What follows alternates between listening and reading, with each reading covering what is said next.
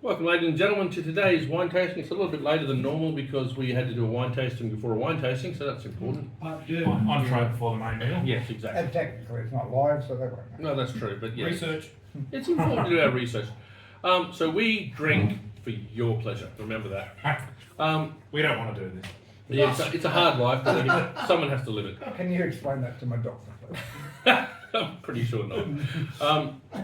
Today, so we've been going through ranges the last couple of weeks, and we're going to continue on with that now, because we've got Yalumba's Samuel's Garden Range.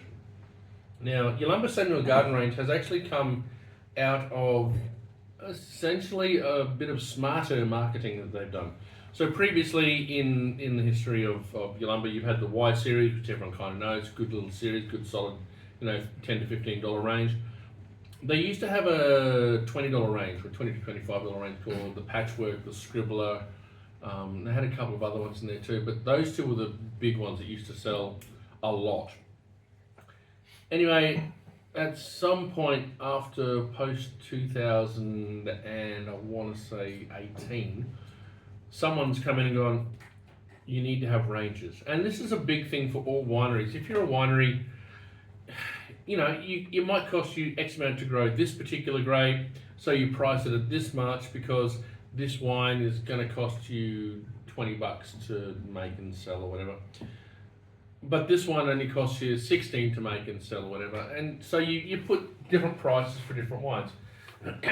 The smarter move for a lot of it is to actually try and make ranges of wine. So therefore, if you've got a wine that sells for $20 to $25, and another wine that sells from $26 to $28, and another one that sells between, $18 to $22, it's probably smarter to put that into a range between $20 to $25.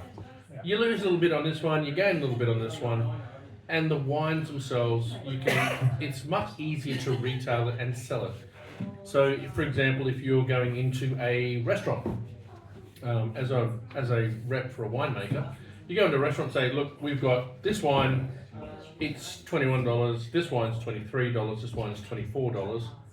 The guy at the restaurant's like, man, I have to put different pricing. Yeah. You know what, if you just give it to me all at the same price and then put the discount on that, and I can mix and match those particular ranges together, because again, selling wine is another big part of the industry, where if you can sell a range of wines mixed together, it means that they can actually blend those margins together to make money. They'll know per glass, Yeah. so it's not like for not. And therefore it's Whereas not like this one's this one, this one. So yeah.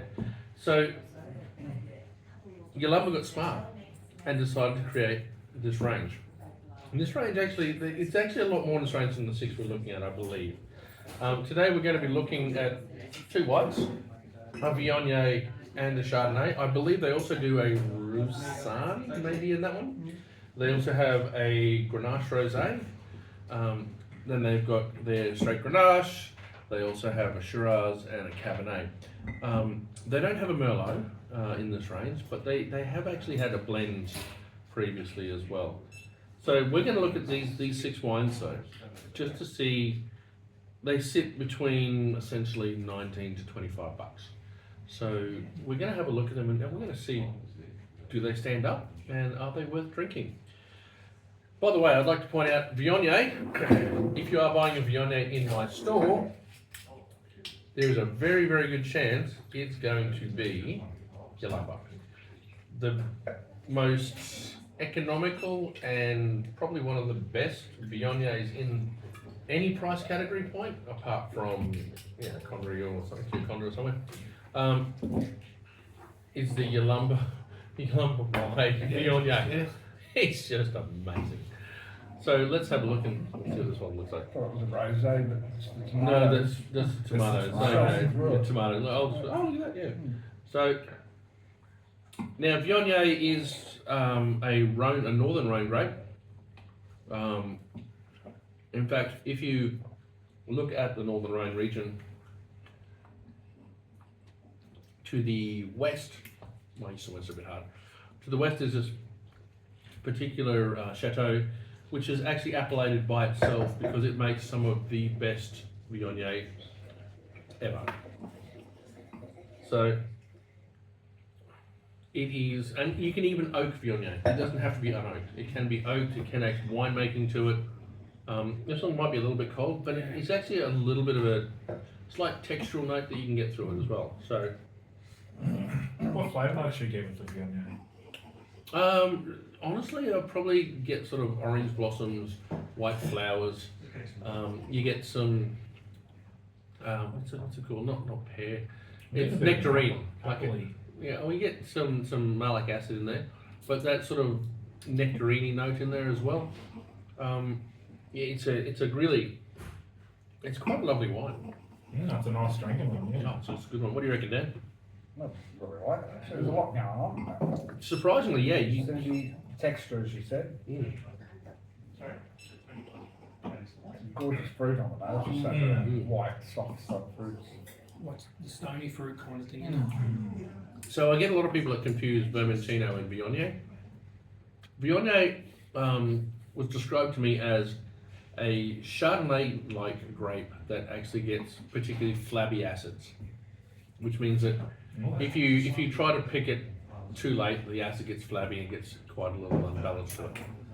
However, it can handle winemaking like Chardonnay does. It can actually handle just an unoaked style as well, which we're looking at now. Vermentino, massively different. Do not ever confuse the two. Otherwise, you're going to get a light, very saline wine, which is great with seafood, with a wine like this, which is, great with pretty much cheeses and meats. Yeah. Honestly. Mm. That's a nice little one. I like that one a lot. For lack of a better term, without being minerally or sparkling, it's effervescent on your tongue. Does like nice little. The acid in it just clears Is the that- cheese straight yeah. off the tongue. It just cleans it. So very good acidic style. Yeah, it doesn't give you. But it's not cloying or it's not. Nah, not acidic, it's- just really well balanced. So it's not cloying, which is really, really important. If you get one that's got a lot of fruit to it, it has a tendency to get quite cloying after a glass, or even half a glass. You literally will be going, dude, you want another glass? No, I'm pretty good, thanks, man. That one's got enough acidity to clean, to strip the palate clean afterwards. That's a really nice wine. Yeah. Now, Chardonnay, it's going to be hard to please me. We've just literally had a cracking, well, one really good one. The other one was pretty much. But that was a cracking Chardonnay. The second one. The second one was phenomenal. No, it was actually your second and third one. Yeah, your second and third one, because we poured you that and I went, let him have another one. Now, I don't know the winemaking on this. Honestly, coming from Yalumba, they don't generally make a bad wine. I've never struck a bad wine from them. They might make it a little bit Pretty solid. It's generally fairly solid. So this has got some French oaks to it. So I'm going to say it's probably subtle French oak, so you're looking at maybe 15% new French oak. Actually, probably 30% old French oak. So, and when we talk about that, what we literally mean is take a barrel that comes from France made of oak. It's either from the Tronquenay's vineyards, forest, or Limousin forest. There's actually another one too. I can't remember off the top of my head. What they'll do is they'll make a barrel out of that. And that barrel, when you first put wine into it, draws so much of the vanillins. So out of a 300 litre barrel, you'll then make 85% of something else, of Chardonnay or something else, in a neutral stainless steel or old oak or something like that, and then you'll blend that in there as well. And that's how you get your 15 to 30% sort of oak. Yeah. So older oak, so after 1 year, so after you've actually emptied that barrel and clean it, it's what's called a 1 year old barrel, which is not a new French oak barrel, it's an older oak barrel, but it's not old. Second year, it can be a little bit older. It's a teenage barrel. Yeah, it's actually it's a mid-40s barrel, honestly. Teenage would definitely be the new French oak. The next year after that, you get some vanilla notes coming out of it, some punchiness, but probably not a great deal. Second, third years, you're kind of stretching it just to get textural build. Fourth year onward, it's neutral. It might as well be stainless steel. But you can still pick up some lovely oxidative notes that come through. So what actually happens, the barrel breathes. It will put some texture and flavour into it. So old barrels are still useful. But they can repurpose. They shave them a lot year after year, so it's been fairly good. Right, so Hello, Rose. hello, how are you doing, my love? Are you? Would you like a no? So Chardonnay, Dan, you've had it before I have. I What's haven't it? actually tasted it yet. On the nose, I'm cracking it. I've actually got a bit of, It's got some oak to it.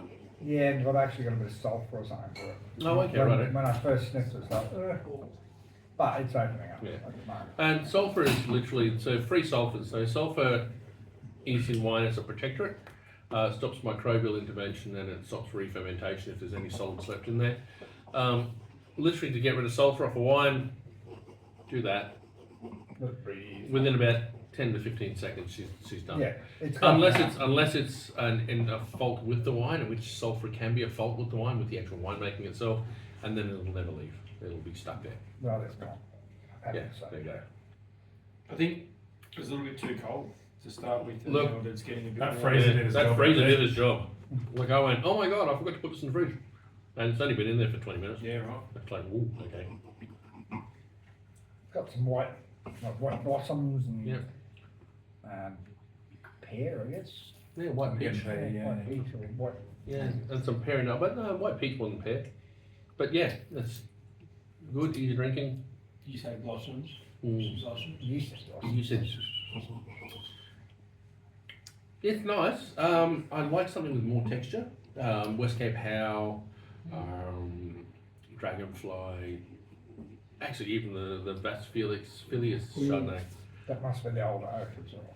This is got oak this there. is using it's got oak to it, but it's definitely some new French and some French oak, probably 1 year old, but a lot more older oak to it. Again, $19-25. If you were looking at this generally in the shop, you'd be pretty happy with that. It's not offensive. It's not it's not offensive. It's definitely not offensive. It's actually quite nice. I think if I know you guys, you'd probably like it a bit more buttery than. Oh, we like a lot more oak in our It's kind of Chardonnay. like being slapped in the face with a Hit me in that face with that bit of oak. piece of oak and some butter. As a friend of mine said, there's nothing you can't solve with a shotgun and a tub of butter. Anyway.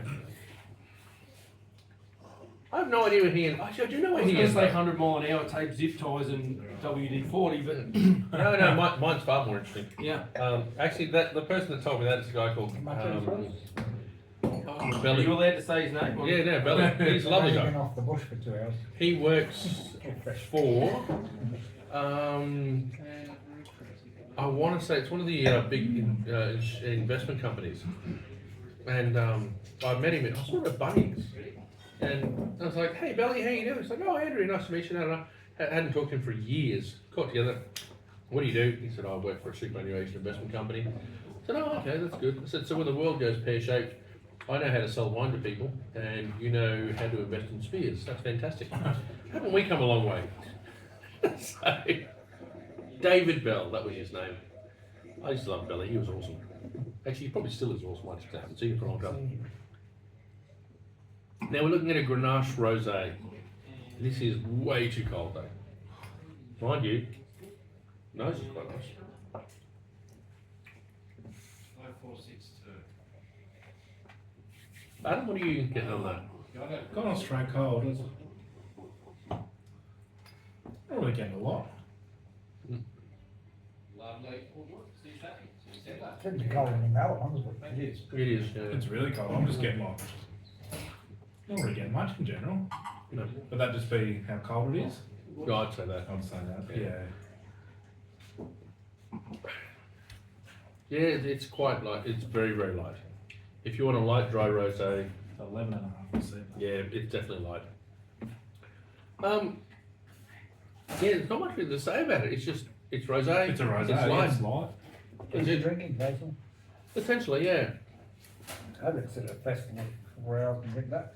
Oh, this might be good enough. We considered a festival and drink rosé for more than 4 hours. Even more, I can't. And the wine we were drinking was Zilzi 23. That was Rosé. good. A little bit of something at the end of it. It's a fruit. That was a great day. Can't afford to go anywhere, or even with free tickets, you can't afford the wine. I just can't afford the speeding ticket. Yeah, that was a good start to the day. It's a little bit, Yeah, I got a speeding ticket this it's morning. just like a watered down cordial. Maybe. Yeah. I got a bit of watery. Got a watery something to it. I'd say that's probably not the winner. What's the typical rosé alcohol percentage? Well, compared to the last one we drank, there was a 12.5. lot more fruit on it and Yeah. was a much bolder taste. Yeah. Well, that was Nebbiolo though. Well, it's starting to open up. That's cool. Yeah.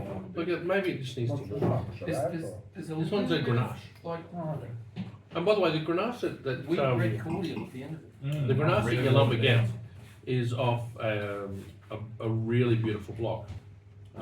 Actually, a couple of really beautiful blocks. But their Grenaches are generally exceptionally good.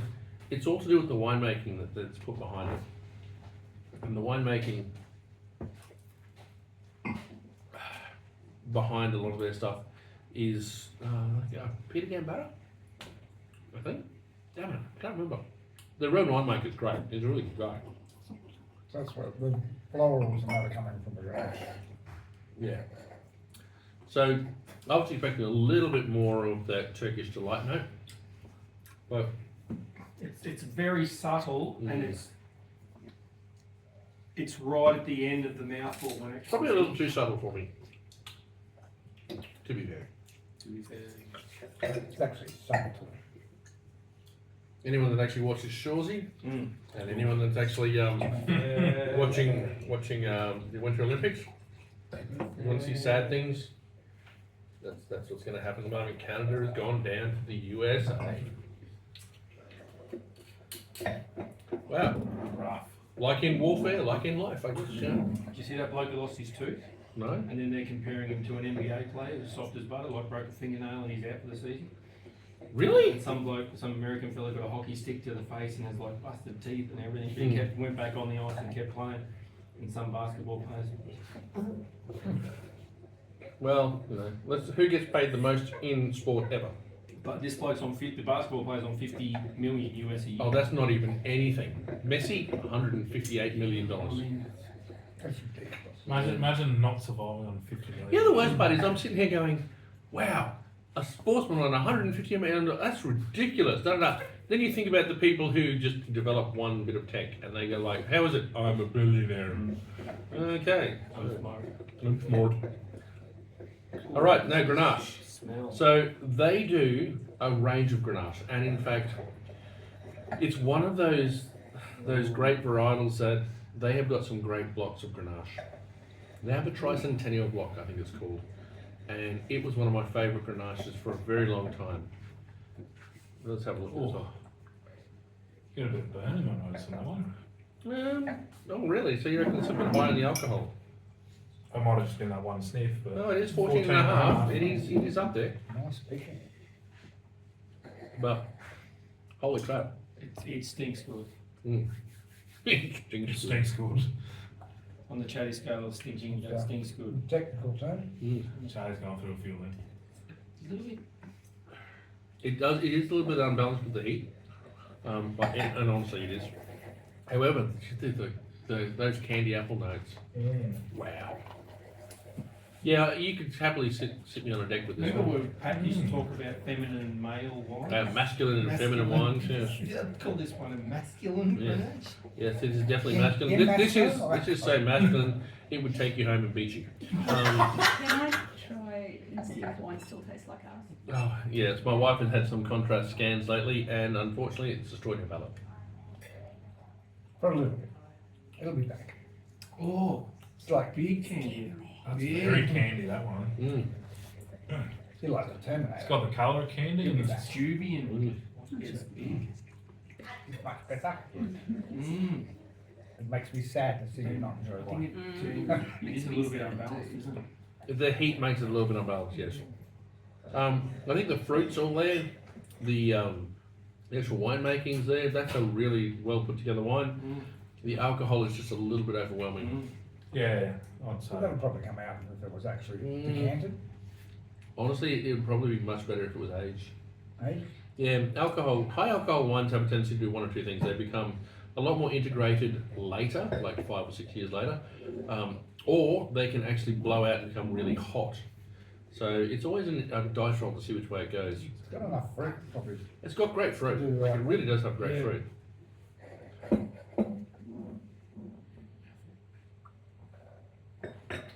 I must admit, this is really good. Is it good? It's a lovely Grenache, but How much will you sell that for? Would we sell that for? That is nice. between 19 and 20, Oh, Jesus. 24. Yeah, Oh, yeah, it's good. Well, I'm sure Jesus my mind has been dead for a while. plus you can make it out of water, so. But it'd be that. He's coming back one Very day. cool. If you're actually interested to know, my opinion on Grenache is if you can balance the fruit weight to the alcohols, it'll actually, it'll hide the alcohol pretty well. However, if it's not, if the fruit weight and the balance for that is not, it'll actually look really hot. So maybe it should be, about 13.5, but you need to pick it a little bit earlier. But it's a hard call because you pick it at 14 Beaumet or even 13.5 Beaumet, it can sometimes push itself up by a whole degree depending on what happens in the fermentation process. That's Right, yeah. That's why we have the leeway on it, is it? Pardon? Is that why we have the leeway on our labelling? Not really. No, the leeway in the labelling is literally because you've had people that have done wines, put wines together, and then put them into bottle. They've tested it and gone, yep, this is what it is before it leaves the tank. And for some reason it goes up or down, generally up. It's fermentation can occur later on as well. Yeah. Now, this is going to be the big test. This is Shiraz. Now, as I said, this was originally based on their patchwork Shiraz. Oh, not patchwork, sorry. Not patchwork, what was it called? Yeah, no, patchwork Shiraz. It was the scribble on the patchwork. So this is based on their patchwork Shiraz. Their patchwork Shiraz in 2011. So in 2011, it was a terrible, terrible year for wine in the Barossa. In fact, all of South Australia. What actually happened was they went, we're not going to make Octavius, which is their top line wine. And Octavius is called Octavius because it's made in octave kegs, which are really small kegs, therefore you're going to be getting a lot of oak into it. So what they did is they went, it's not worth putting into Octavius, it's not worth us buying the oak. We're going to declassify it. And when they declassified it at the time, it literally went from Octavius, and I'm pretty sure the next one down was literally patchwork. So suddenly you had all this Octavius juice going into the patchwork. Their 2011 patchwork was probably the most amazing wine ever made at $20 a bottle. It wasn't good enough for Octavius. Yeah, But but it was exceptional. geez, it was That's right. exceptional. So they did that, and I sold so much of it. And literally was saying, oh, they didn't make an Octavius, it's all gone into here. They have then since made a Paradox, which is their next step down, which is actually a great little Shiraz. We probably should look at it at some point. And they also take the Octavius stuff and generally put that into signatures and things like that as well. But this is their Samuel's Garden Shiraz. Now this is going to be the litmus for what Yalumba does. As being a Barossa winery, is it actually showing great Barossa characters for its Shiraz?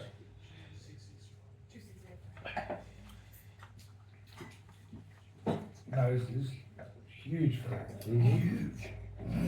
You literally shove your nose in there and just keep sniffing it. Like a straw. What's the alcohol on this one? 14.5, I'm guessing. Okay, so I'm getting a similar burn from the last one. But this one's got a lot more balance to it though. Yeah, Yeah, it's noticeable. I've got the burn's a lot less. Like it's That's because Definitely. there's so much fruit in there, it just sort of balances it out. That's juicy. Yeah, juicy. juicy. Exactly what I want to use for it. Red fruit. Red fruit. It's actually got some Christmas cake notes in there as well. It's really lovely. The winemaking is great. They've used the right amount of oak. They haven't over oaked it with American oak. It's probably older oak, mainly a lot of French. That's good. That is funny with Shirazes, and this one's a nice one. Yeah. This is a cracking Shiraz. This is Really, really good. Oh, it's quite impressed. I would like to say, hand on heart, my background with Yalumba is I've always been a little bit denigrating of their Shiraz because I've always felt they've not undersold. What's the word for it? Their their Shiraz has never been their strong suit. Like for me, no, not underappreciated. I'm just like it's never been their strong suit. They have done brilliantly with Viogniers. Their Shiraz Viogniers are great. I found their Cabernets to be quite good. Their Shiraz is either they're exceptional or they're bland for me. And it's kind of why when we first put the Yalumba wine range in, they said, "Do you want the Shiraz?" I said no. And I didn't put the Shiraz in for a long time until eventually it came in by accident, I think, of all things. It's not the biggest selling Shiraz we've got in the store, but people still buy it and they really enjoy it. Yeah. So we were quite impressed. That is. Yeah, that is it. That's the one. So, as I said, I've been quite impressed. Like, this is the first time I've had this for a while. Last time I had it, wasn't a fan. This one? Really? It's vintage though. Big fan. So they kind of underrated it Well, as Shiraz. So no, it's just, I think this vintage is exceptional. Either that or they've changed their winemaking style for it. Because the last time I had this was a 20...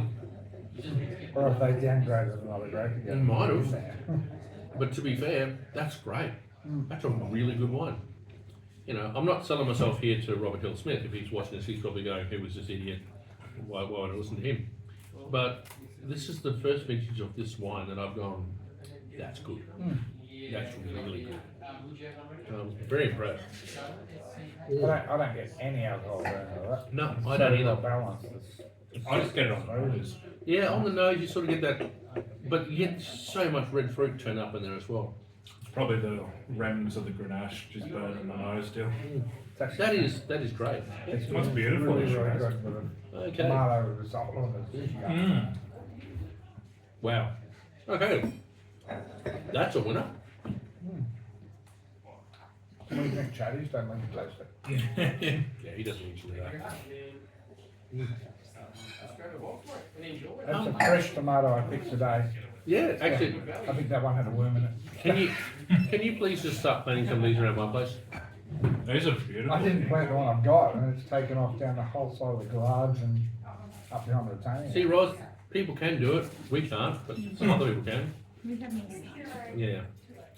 All right, the last one for today is the Cabernet. Now, as I've said, You won't like that, you won't like it, Chaddy. Chatty. Just pour it I out. actually really like it. I've No. had a handful already. Just pour it out, Chatty. You won't like it. It's fine. I'll pour it out into my mouth. Yeah, that's where I put most of my stuff to. Listen, what you do in the privacy of your own home. I was thinking it was foot, really. Now, I've said this before, and actually it was Jane Ferraro that actually said that Cabernet, this is a Cab Sav Shiraz. This is a blend. Shiraz beer. So this is the Scribbler style blend that we're talking about. Yep. That's after you've had 6 wines, 7, 8 wines. It's 12 ones, okay. Anyway, so Yalumba Cab Sav from Barossa is generally the underrated gem. By the way, just to give you a heads up, little winemaking secret for you. A lot of winemakers in the Barossa add 2 grapes to their Shiraz. One of which is Cabernet. Does anyone have a guess what the other one is? Is it the Viognier? It's the Viognier. Oh, Viognier. Now, it's not unusual to act, but because it's less than 15%, they don't have to put it on there. And what do they do that for? Just Fill a it little more out. texture, or just to make it go further? Didn't you say that the Viognier softens the Shiraz? Oh, we can do some blending after. Oh. We can do some blending. Lifted violets.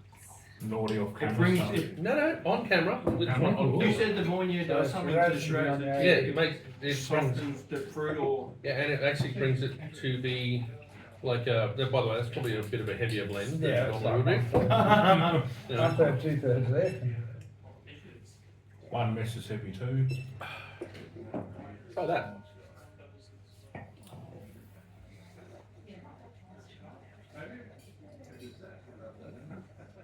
Don't give it to Shadi. This is how we all got COVID. It's not a real thing, that is silly. So, there you go. This is how I got cooties. This is how it all You can't ask them started. twice, Dan. This is how it all started for Dan. You get lifted Wow, like that really you get it softens the Shiraz, brings you sort of purple flowers, lilac notes, easy drinking sort of style. It It's a took a lot of the fruit out of the Shiraz and just sort of softened it right which is there. why I put way too much in there. Literally, you put probably 2% Viognier into it, Yeah. and then you put a maybe 5% Cabernet into it, Right. and all of a sudden you've got a wine that's got more body and more aromatics. And by the way, this isn't a trick that I'm a secret type. It's essentially a lot of winemakers do this. A lot of winemakers do this.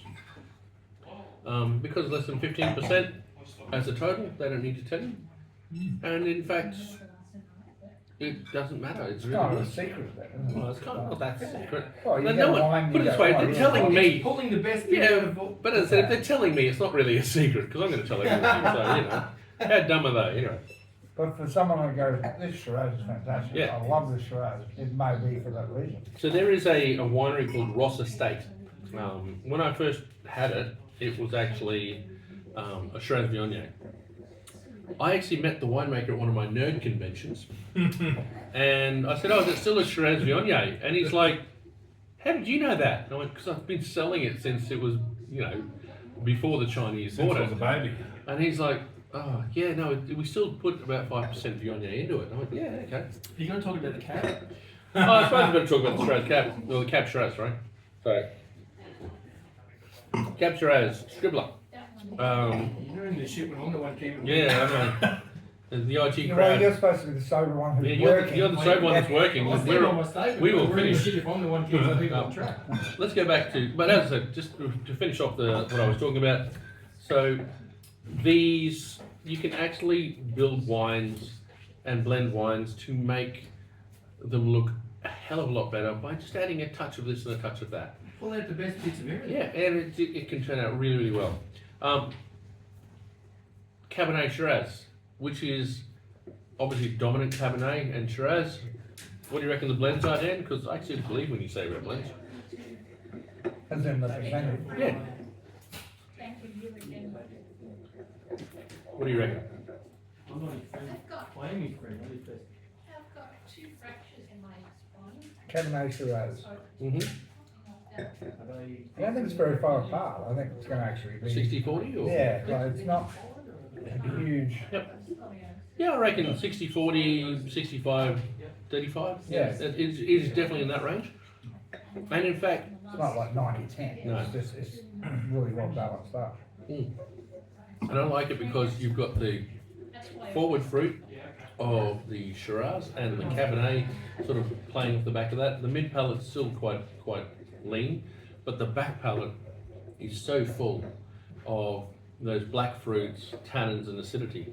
So that, by the way, Cabernet Shiraz or Shiraz Cabernet is an Australian blend because in France, the Rhone region is Syrah or Shiraz, and the Bordeaux region is Cabernet Merlot Cab Franc. So they didn't mix them. They did not mix them. They probably didn't talk to each other. No, they are French. They do not like to talk to each other. That is what they do. Cheese eating surrender monkeys, all of them. Anyway, so, but let's go back to the Samuel's Garden Cabernet Shiraz. It's again a beautiful wine. Really impressed. It actually harkens back to that scribbler that I used to sell a bit of, and it's pretty lovely. It brings in it's a real soft tannin at the back. It does have some resistance, but It has it's not. softened the tannin. But it hasn't got, I don't think it's got very long resistance, but. Yeah, probably not. Medium. So when we talk about persistence, what we literally mean is when you put the flavours over your palate, over your tongue, it lasts for a That's a bit a actually. better time. It's holding It's on still for a going. while. But you've got to remember the difference between if you can get a palate that finishes long with complexity, that can make an outstanding wine, Yeah, or an exceptional one, I should say. I'm actually really enjoying the. I'm really enjoying the flavours of it. Well, I keep eating after it and go, oh, now I can get Yeah. pate. Ah, yes, that pate is lingering. There's a pepper pate and it's actually enjoyed. Actually, that's probably as one of the well. best pates I've ever had. Is it? Honestly, yeah, it really is. Nice. It's been really good. There you go. Actually, I'll get Roz to have a good taste of it because I really like it. I want to steal some from some good one. Yeah, well, you're the one that's eating it. How the hell is it? No, it's on camera. No one knows I've had any. Oh yeah, good point. Yeah. So, it wasn't me. It was someone else, officer. You know. It was like this when I got it. Yeah. I like the camera where I can't even see me. I'm behind a red dot. Oh well, yeah. The red square. Come on. Ah, square. I need my glasses. Yeah. To be fair, you'd never look back. I've lost weight around the head region. Yeah. So, after just a sampling of this, I think Yalumba does a great range of wines. And remember, they do an entry level, 10 to 15. This is their next range up, so it's essentially their 19 to 25. After this, they've got their Paradox. They then go up to, oh, and they've got the what's one above the Paradox? They've got a range above that. Above that again though, they've got the Kaylee, which is like $300 a bottle or $250 a bottle, and Yeah. Octavius, which is like $180 to $250 a bottle depending. These are the signatures here. Oh, they've also got the signature. Yeah. Yeah, that signature is great. That's only about $70 or $80 a bottle, but if you get the museum ones, which we've got over here, they're about 100. So, in terms of particularly the Y series versus that, Yep. what are you noticing as a difference? Complexity and length. Datsun and Porsche, basically. Datsun and Toyota, maybe? No. Hello, Tanika. Hello. Thank Yeah, you. that's right. Just leave them on the I was table. gonna say, I don't think I can reach it at the moment. I'd probably go with Datsun or Mitsubishi Mirage. Yeah, And then- you loved your Mirage. I love my Mirage. And probably Toyota Corolla. Well, what's the base model? Yeah, no, Toyota Corolla. Lexus. Lexus is the Paradox. I'm Yeah. gonna let her smack you when you Yeah, get no, home, that's not fine. me. I'll be enjoying that. I actually quite enjoying it. Smack around, it's lovely. But no, I will say that I actually think that their wines are well made.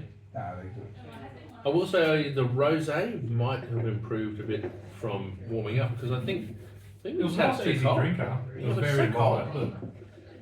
And the Chardonnay was nice. If you hadn't just had like an awesome West Australian Chardonnay, maybe you would Yeah, have left it. probably. For me, the Viognier was outstanding. Probably one of the picks. The Shiraz for me was Shiraz really, is- really good. Shiraz is one. And then of the my favourites. Cabernet, followed by the Grenache, and then going down to the Chardonnay and the Rosé. So, what do you reckon your pick was, Dan? The Shiraz. Shiraz? Yep. The fruit in it and just the way it goes down, it's smooth, it's a ripper. Mm-hmm. Yeah, Shiraz as well. That was a big winner. Jay? Shiraz, then the Cab. Shiraz. Oh, you like that? enjoyed it. Yeah. Yeah, I thought, and surprisingly, or unsurprisingly, the Viognier. Viognier. Viognier. Viognier. Well, I first ever called it Voigner. Voigner. Voigner. I like a good Voigner. Dan got As a big not a one. wine drinker, I actually really enjoyed that. Yeah, I was actually quite impressed. As the whites, yeah, I agree. Viognier definitely. The reds for me, the Shiraz. Definitely all right to be Yeah. white. that's- So, on that note, I think we can drink well. Drink with the You same. can, you Cheers. just suck in the Yeah, you water. can. Yeah, hey.